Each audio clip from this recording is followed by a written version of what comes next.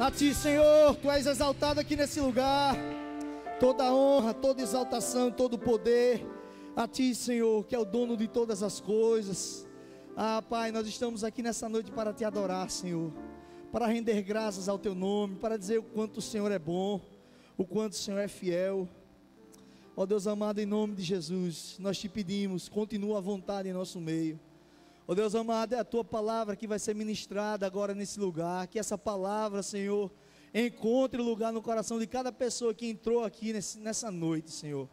Ó Deus amado, só Tu conheces, Senhor, o mais profundo de cada pessoa. Tu conheces, Senhor, as profundidades, e Tu és o Deus que pode tocar em cada uma delas nesse momento. Ó Deus amado, é isso que eu Te peço, já Te agradeço em nome de Jesus. Amém. Amém. Amém, irmãos? Você pode aplaudir ao Senhor. Glória a Deus, exaltado seja o Teu nome.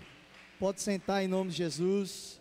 Vá abrindo a sua Bíblia aí em João, no capítulo 19. Evangelho de João, capítulo 19, versículo 30. Glória a Deus. É muito bom estar aqui essa noite, podendo celebrar ao Senhor, podendo exaltar o nome dEle. É muito bom poder adorar ao Senhor, meus irmãos. Que privilégio. E em tempos tão difíceis, onde a nossa liberdade, está querendo ser cerceada, aí estão tentando a todo tempo retirar a nossa liberdade de poder adorar o Senhor. E é privilégio você poder sair da sua casa, você vir à igreja e poder adorar, poder celebrar junto com os irmãos. É privilégio, amém, irmãos? Lute por isso sempre. Eu estava aqui desde o início do culto pensando, e tem um jogador de futebol, ele parou já de jogar, o nome dele é Miller. Ele foi jogador de São Paulo, do Santos, do Palmeiras, do Corinthians, do Grêmio, passou em quase todos os times do Brasil. E ele agora é comentarista de futebol, e ele sempre fala o seguinte, que as coisas do tempo dele sempre eram bem melhores. Bem melhores. Não, naquele tempo, os jogadores jogavam bem melhor. Ah, não, porque no meu tempo, os carros eram bem melhores. E eu fiquei pensando nisso do culto, que no meu tempo, a alegria era mais alegre. Porque quando eu perguntei, quem está feliz, quem está alegre essa noite? Eu falei, feliz. Que alegria eu estou, rapaz. Pensa como eu estou feliz. Porque no meu tempo, quando perguntava se eu estava feliz, só faltava eu correr, eu saltar de alegria. No meu tempo, a felicidade era mais feliz, a alegria era mais alegre. Quantos estão felizes essa noite? É verdade, no meu tempo, a alegria, e olha que eu não sou muito velho não, eu não vou citar o nome do irmão que está ali, que ele é um pouco mais experiente do que eu, mas no tempo dele aí que era mais alegria, mais feliz ainda. Irmãos, a palavra de hoje, eu coloquei como um tema, a frase, o seguinte, está consumado. É só isso. Só que esse tema ele fala muito. Ele é muito abrangente. E ele é carregado de significados. Então eu queria que nessa noite você prestasse atenção naquilo que eu estarei trazendo aqui. E eu creio que o Senhor vai falar no meu e no seu coração. O Senhor já vem ministrando essa palavra na minha vida. Já tem umas 3 semanas, e o Senhor vem falando comigo sobre isso, sobre alguns aspectos, e eu creio que o Senhor também vai falar com você nessa noite. João, capítulo 19, versículo 30. E quando Jesus tomou o vinagre, disse, está consumado. E ele, inclinando a cabeça, entregou o Espírito. E quando Jesus tomou o vinagre, disse, está consumado. Repita, está consumado. E inclinando a cabeça, entregou o Espírito. Até chegar esse grande momento, Jesus havia vivido 3 anos muito intensos em seu ministério, recheado de milagres, perdão, de humildade e de compaixão. Nós podemos lembrar de versículos que falam, perdoados são os seus pecados, Lázaro, sai para fora, Jesus lava os pés dos seus discípulos, e quem me tocou? Nós poderíamos aqui ficar citando várias passagens onde Jesus foi extremamente profundo, Jesus tocou na vida das pessoas, Jesus transformou. E a crucificação traz um sentido de tristeza para muitas pessoas. Pessoas que quando chega um período da Páscoa, elas ficam reclusas, ficam literalmente vivendo luto, como se Cristo estivesse naquele exato momento sendo crucificado. Eu conversei com uma pessoa certa vez, que ela disse que quando ela era criança, na casa dela, não podia, no tempo da Páscoa, não podia ter música alta, as crianças não podiam sair para brincar, as pessoas não podiam fazer nada, era aquele negócio, pelo amor de Deus, eu não fale não, porque Jesus está ali, sendo crucificado naquele momento. As pessoas entendiam a crucificação como um momento de muita dor. E muitas vezes eu fico imaginando que olhamos para as muitas passagens da Bíblia e até entendemos o momento, mas não conseguimos reproduzir o real significado. Em Isaías, no capítulo 56, versículos 4 e 5 diz: verdadeiramente Ele tomou sobre si as nossas enfermidades, e as nossas dores levou sobre si, e nós o reputávamos por aflito, ferido de Deus e oprimido. Mas Ele foi ferido por causa das nossas transgressões, e moído por causa das nossas iniquidades. O castigo que nos traz a paz estava sobre Ele, e pelas suas pisaduras nós somos sarados. Aquele sacrifício, aquela morte, aquele momento que para Jesus foi um momento de muita dor, para nós foi um momento libertador. O castigo que nos traz a paz. E quantas pessoas hoje estão precisando dessa paz? A paz que excede todo entendimento. Mas precisamos entender que o momento que Jesus entregou ao Pai o seu Espírito, que traduzindo para os dias atuais, com a versão da palavra atualizadas nos filmes de hoje, ele queria dizer: missão dada é missão cumprida. Mas brincadeiras à parte, já tem algumas semanas que o Senhor tem ministrado ao meu coração, e me fazendo ver esse grande momento por três prismas diferentes. O prisma divino, o prisma dos discípulos que estavam com Jesus naquele momento, e o prisma atual, aquilo que nós enxergamos, aquilo que é relatado na palavra. De maneira nenhuma eu tenho a pretensão aqui de esgotar o tema, até porque é muito profundo, e nós passaríamos aqui muito tempo falando sobre. Mas a minha oração, e o intuito do meu coração é que essa noite façamos, como está escrito aos Hebreus, no capítulo 12, versículos 2 e 3. Olhando para Jesus, autor e consumador da fé, o qual, pelo gozo que lhe estava proposto, suportou a cruz, desprezando a afronta, e assentou-se à destra do trono de Deus.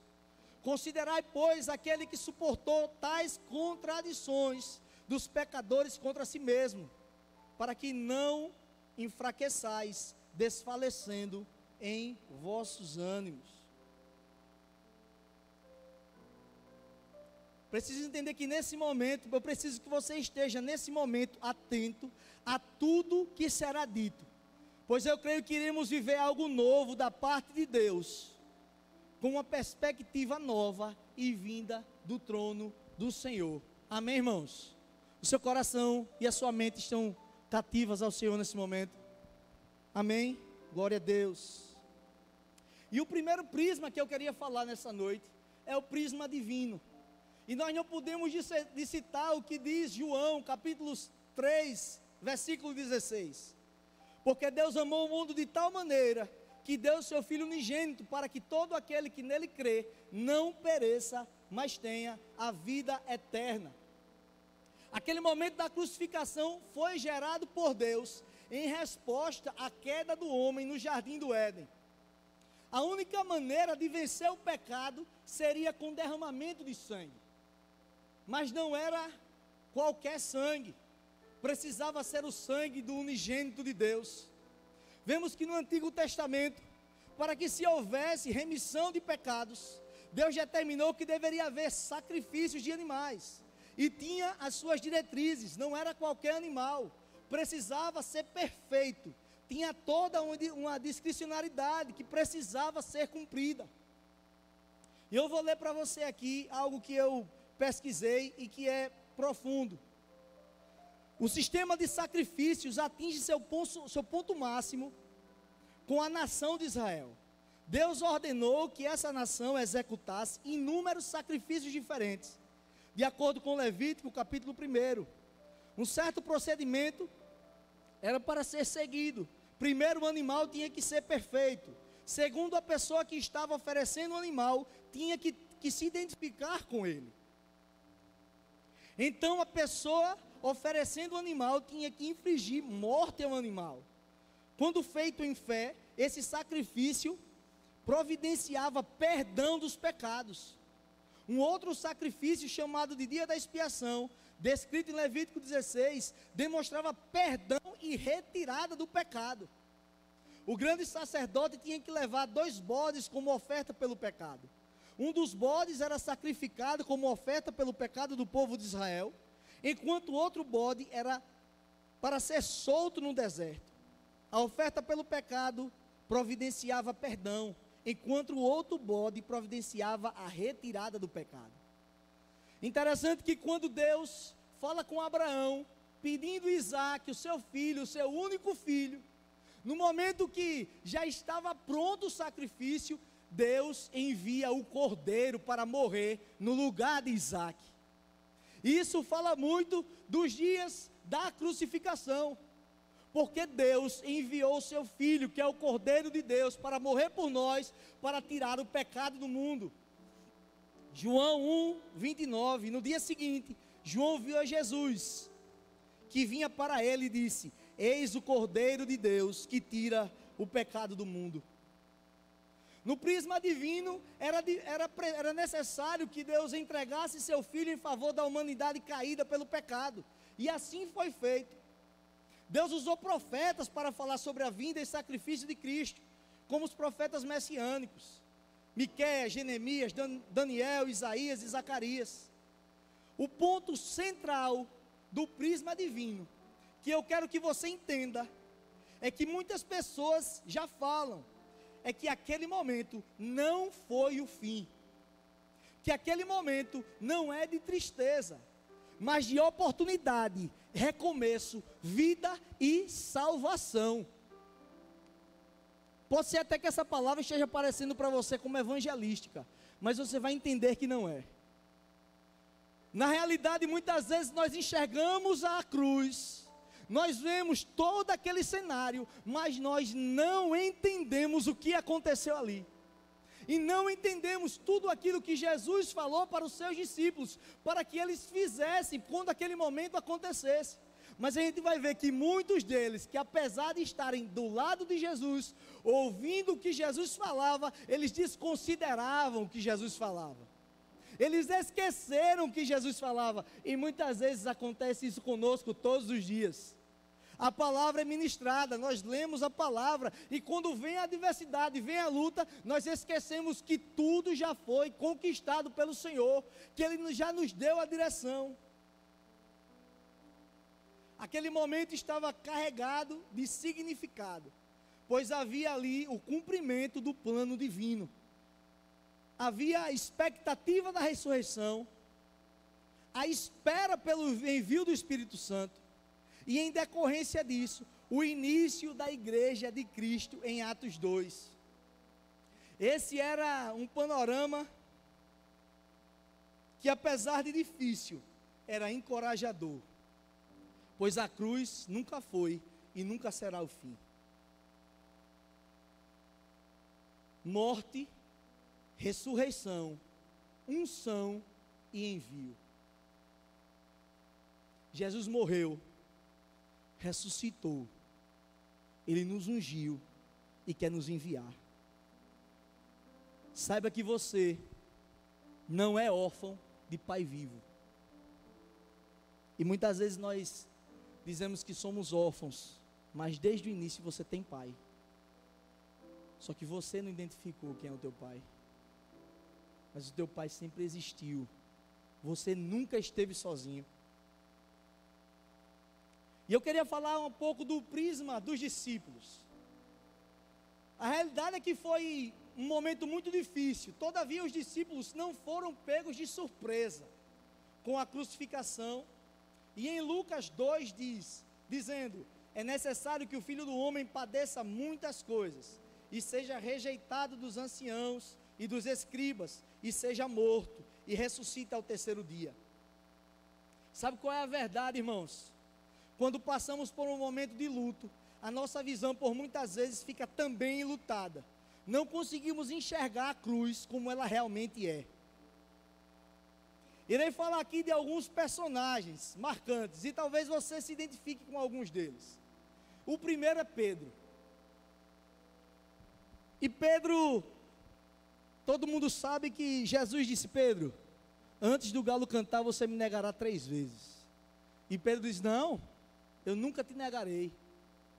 E a grande verdade é que Pedro sabia disso. Jesus havia falado, e até o galo cantar ele negaria 3 vezes. Nós podemos afirmar sem medo de errar, que o estado emocional de Pedro naquele momento, que negou a Jesus, era terrível. Pois na hora que o galo canta, ele lembra da conversa com o mestre. No momento de maior dor de Jesus, Pedro, ele é identificado pelas pessoas que estavam ali, que viam tudo que estava acontecendo, e ele nega a Jesus 3 vezes. E no momento da crucificação, Pedro, negando, ele desanima. Só que Pedro, ele andou com Jesus. Pedro viu milagres extraordinários acontecerem. Pedro sabia que Jesus morreria, mas ao terceiro dia iria ressuscitar. Pedro sabia que após ele ressuscitar, Jesus Cristo iria aparecer aos seus discípulos. Mas Pedro desanimou. Pedro sabia de todo o significado, tudo aquilo que estava envolvido, mas ele fraquejou, ele quis desistir. Mas sabe o que eu acho interessante? Aquela era mais uma prova para Pedro de que todo o que estava acontecendo ali era um cumprimento do que Jesus falou. O que estava por vir era glorioso demais. O prisma de Pedro naquele momento foi que tudo estava perdido. Pedro volta para a sua vida antiga. E quantas vezes nós temos agido como Pedro? Diante das nossas frustrações, queremos voltar para o antigo mar, para voltar a pescar antigos peixes. Não deixe que a frustração, não deixe que os problemas que têm se levantado te enfraqueçam, que te desanimem, te façam voltar a olhar atrás. Porque quando Jesus chamou Pedro, Jesus disse: Pedro, deixa os peixes que você está pescando aí e vem ser pescador de homens. Só que Pedro, após aquele momento, ele volta para o mar, ele volta a pescar, mesmo sabendo de tudo. Só que Jesus é tão tremendo, que ele cumpre a sua palavra, independente do que eu faço, do que você faça. Jesus ressurreto, ele aparece a Pedro, e Pedro estava pescando. E Jesus conversa com Pedro, diz: Pedro, tu me amas? Senhor, eu te amo, apacenta as minhas ovelhas. Falou 3 vezes. E Pedro naquele momento, ele é restaurado pelo Senhor. Naquele momento, Pedro tem a sua visão restaurada. Ele entende o propósito dele aqui nessa terra. Jesus morreu, ressuscitou, ungiu Pedro e enviou Pedro. Pedro precisou ter a sua visão restaurada. É o que nós precisamos ter. É o que nós precisamos entender. Que muitas vezes aquilo que eu estou passando hoje, aquilo que você está passando hoje, é para te alavancar, é para te impulsionar, é para te levar em lugares que talvez outras pessoas não consigam chegar, é para que pessoas ouçam o seu testemunho e sejam edificadas por aquilo que Deus fez. Para de chorar, o tempo de chorar passou. É tempo de ter uma nova visão. É tempo de olhar para a cruz e não se entristecer. É tempo de olhar para a cruz e se alegrar, porque Ele ressuscitou. Ele não permanece em um madeiro. Ele não permanece morto. Lembre-se, Ele ressuscitou, enviou seu Santo Espírito e um dia voltará para buscar a sua igreja. Aleluia. Quero te dizer que quando nós começamos a andar com Cristo, nós ficamos parecidos com Ele. E Pedro só negou a Jesus, porque as pessoas identificaram as suas características. Em Mateus 26, 73 diz: e daí a pouco, aproximando-se os que ali estavam, disseram a Pedro: verdadeiramente também tu és deles, pois a tua fala te denuncia. Talvez hoje você esteja como Pedro, como ele esteve naquele dia, mas deixa eu te dizer uma coisa: Jesus ressuscitou, e quando Jesus ressuscitou, ele foi até o mar que Pedro voltou a pescar, e renovou, ratificou o chamado. Aleluia. Ele está fazendo isso comigo e com você nessa noite. Podemos falar também de Tomé e da sua incredulidade. Sabe o que eu aprendo com isso? É que ambiente de milagre não me dá a garantia de crer no momento da adversidade. O que me faz crer e ter convicção na palavra, mesmo sem ver. A nossa fé é gerada a ouvir a palavra, não a ver as coisas acontecerem.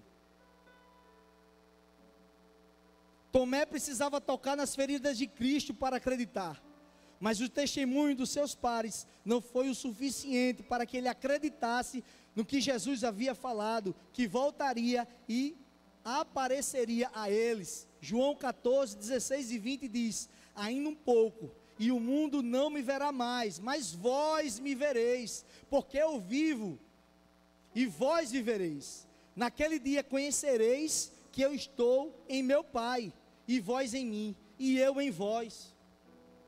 João 14, antes de Jesus ser crucificado, Jesus havia dito: olha, eu vou morrer, eu vou ser crucificado, mas eu vou ressuscitar, e quando eu ressuscitar, eu vou aparecer a vocês. Tomé não levou aquela palavra em consideração, e quando os outros discípulos viram que Jesus tinha ido até eles, ele não acreditou. A palavra de Jesus basta, aquilo que Jesus falou para você, basta, é suficiente.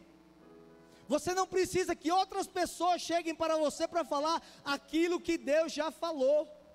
Olhe para a cruz com credulidade. Olhe para a cruz acreditando que Jesus ressuscitou e que Ele enviou o Santo Espírito. Acredite. Uma coisa boa aconteceu, porque Tomé foi incrédulo. Sabe o que foi?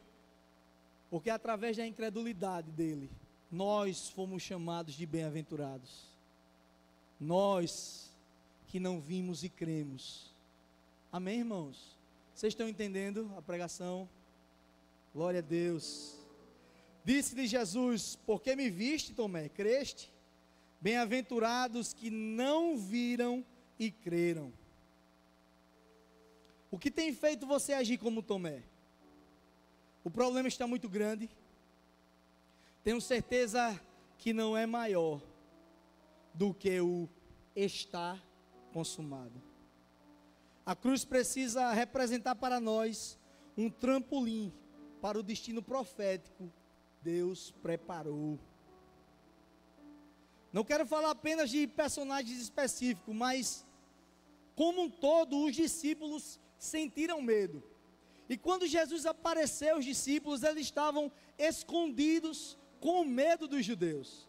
Em João 20, 19 diz: chegada pois a tarde daquele dia, o primeiro da semana, e cerradas as portas onde os discípulos estavam, com medo dos judeus, se sentiam ajuntados. Chegou Jesus e pôs-se no meio e disse-lhes: paz seja convosco. O medo é paralisador. O medo quer nos frustrar. O medo quer jogar na nossa cara que está tudo acabado e perdido. Eu não quero aqui tirar a razão dos discípulos de estarem com medo, pois o que eles presenciaram foi algo terrível, uma grande tortura, daquele que veio para demonstrar amor. Naquele momento eles estavam se sentindo desprotegidos, sem a presença física daquele que acalma a tempestade, daquele que providenciava o alimento, daquele que ressuscitava mortos, daquele que operava e opera sinais e maravilhas. Só que o medo estava fazendo que eles esquecessem que Jesus iria voltar, que enviaria o Santo Espírito. Você tem a presença do Espírito Santo com você o tempo todo. Jesus prometeu que iria para o Pai, mas que não ficaríamos órfãos. João 14:1 diz: não se turbe o vosso coração, crede em Deus, crede também em mim. 14:16 diz: e eu rogarei ao Pai, e Ele vos dará outro Consolador, para que fique convosco para sempre. João 14:18: não vos deixarei órfãos, voltarei para vós. E a outra forma de enxergar esse momento, eu vou deixar com você. Como você enxerga esse momento? Como você tem enxergado esse momento? Como as suas decisões têm enxergado esse momento? Como, através das suas lutas, dos seus temores, você tem enxergado esse momento? O plano de Deus era enviar o seu filho para tirar o pecado do mundo. O plano foi cumprido. O plano de Jesus era vir à terra, e mesmo passando por todas as lutas, todas as dores, todos os sofrimentos, todas as angústias, todos os traumas, ele foi até o fim e se entregou. Os discípulos não entenderam, sofreram aquele momento de muita dor, erraram, fraquejaram, mas hoje eu e você temos essa palavra, e a palavra ela precisa gerar um efeito em nós de mudança, de transformação, porque nos foi ensinado, a palavra foi ministrada, está clara, nós temos um caminho, nós só erramos se nós quisermos errar. Hoje nós temos tudo, hoje nós temos a presença importantíssima do Espírito Santo de Deus, todos os dias, todos os dias, todos os dias. Irmãos, todos os dias, todos os dias, todos os dias. Mas sabe o que é que acontece? Nós nos sentimos sozinhos. Sabe por quê? Porque nós procuramos as pessoas, porque nós queremos ouvir o conselho das pessoas, nós queremos saber o que é que fulano de tal tem para nos falar, nós queremos saber o que o irmão, profeta Beltrano de tal tem para nos falar, mas nós esquecemos que ao entrarmos no nosso quarto, que ao fecharmos os nossos olhos e ao abrirmos o nosso coração, o Espírito Santo está ali do nosso lado, todos os dias para nos consolar, para nos confortar, para nos fortalecer, para nos ungir, para nos enviar.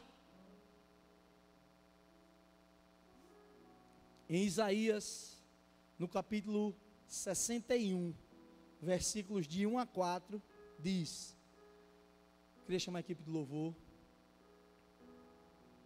diz o seguinte: o Espírito do Senhor Deus está sobre mim, porque o Senhor me ungiu para pregar boas novas aos mansos, enviou-me a restaurar os contritos de coração, a proclamar liberdade aos cativos e a abertura de prisão aos presos, a apregoar o ano aceitável do Senhor e o dia da vingança do nosso Deus, e consolar todos os tristes, a ordenar acerca dos tristes de Sião, que se lhes dê glória em vez de cinza, óleo de gozo em vez de tristeza, vestes de louvor em vez de espírito angustiado, a fim de que se chamem árvores de justiça, plantações do Senhor, para que Ele seja glorificado.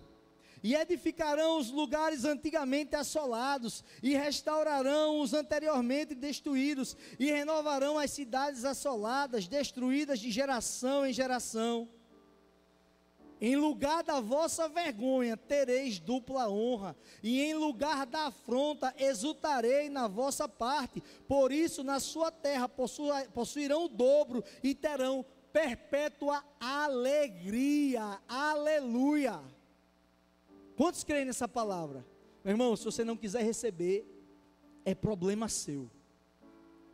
É problema seu. Mas quando eu estava fazendo essa palavra, quando eu estava sendo ministrado pelo Senhor, eu recebi e tomei posse, e a minha visão hoje será diferente. Sabe por quê? Porque eu quero viver algo novo.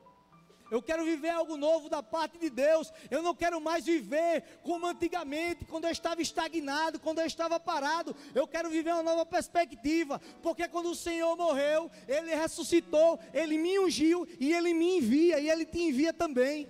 Fique de pé em nome de Jesus. Você